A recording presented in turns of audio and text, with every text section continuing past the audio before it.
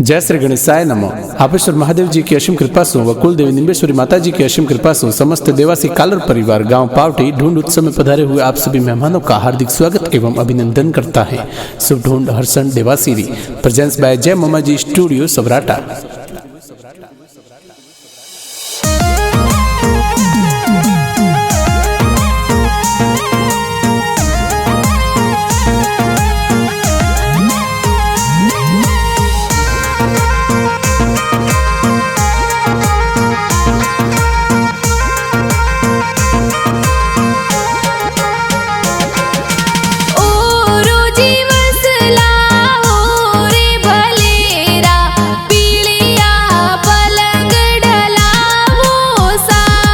अरे हर्षण देवासीरी ढूंढ ढूंढी जे सगला कोड करावे सा।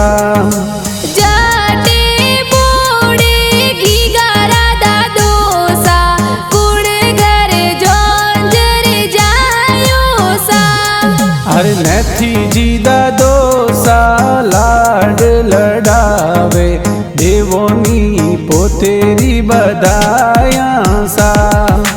जाटे बोड़े घीगारा दादी सा किण घर जोंजर जायो सा। अरे पशु देवी दादी सा घना हुसीला हिलो हिलो ए तो गावे सा। अरे काली देवी बड़ी दादी सा लाड लड़ावे खुशियाँ घनी मनावे सा। जाटे बोड़े घीगारा पापा जी जीण घर जोंजर जायो सा। अरे पापा जी रूपा जी घना हुसीला सोनेर वाली चैन लावे सा। जाटे बोड़े घीगारा माता जी जीण घर जोंजर जायो सा।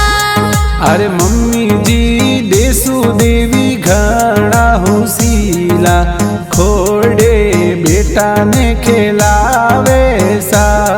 अरे बजारो जी जावो सोनी जी रे जावो सोने वाला मादलिया लावो सा।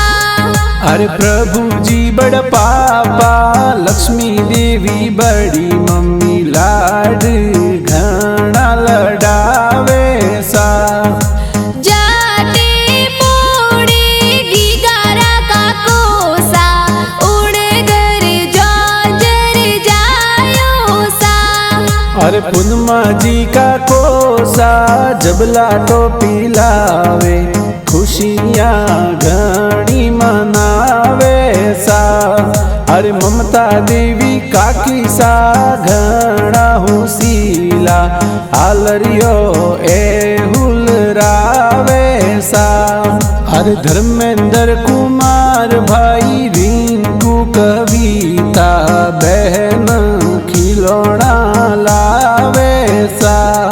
अरे बुआ साहूसीला ढूंढ में आवे बालूड़ो प्यारो लावे सा। अरे जसी बगदी देसु बुआ सा सोनेर वाला लूंग ले आवे सा।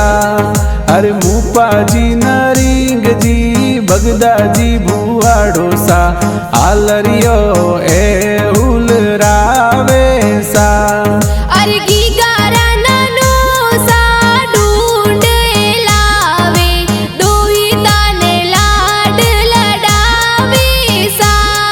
अरे नानो सा चला जी ढूंढ लावे ढूंढ में नेवरिया मुलावे सा। घीगारी नानी सा ढूंढ में आवे दोहिता ने हिलो हिलो गावे सा। अरे लक्ष्मी देवी नानी सा घना हुसीला पालनियो ए झूलावे सा। अरे मामो सा ढूंढ में सोनेरी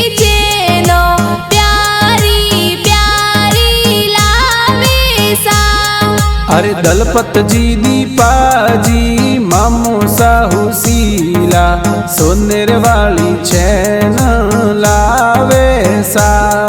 अरे हंस हंस गीगो मुस्कावे गीगारी निज रे उतारो सा। अरे गाना दिनेश देवासी सबराटा वासी प्यारा प्यारा ए तो बनावे सा। अरे जेमो माजी स्टूडियो गाना बाजे धूम घणी ए मचावे सा।